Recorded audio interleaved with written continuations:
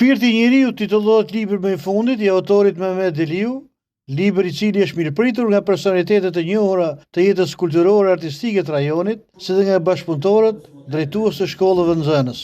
Në promovimin e këtij libri në Fushkruj kanë marrë pjesë dhe kanë përshëndetur shumë studiues, mes të cilëve shkrimtari i njohur profesor Viron Kona. Mehmet Deliu ka një përbojë dhe një eksperiencë të pasur, ndërkohë një njeri enciklopedist që lexon shumë, që shkruan shumë dhe që i organizon gjithë dijet e tija në disa libra.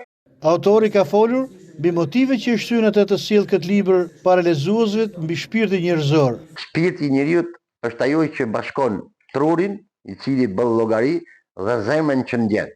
Shpirti është ai që unifikohet.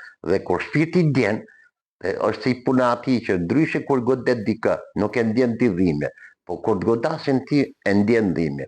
Atëherë ky është shpirti i mirë që njeriu duhet mendoj për tjetrin si për veten. Është ftoft njeriu, ja ftoft fëmijët nga prindët, ja ftoft kolegët, ja ftoft koshërinë, ja ftoft gjithë mendojnë se si ta grabishin, si ta dëmtojnë, si ta marrin, si ta zhvasin, kur shpirti i njeriu kërkon se të bëjë mirë, të bëjë mirë.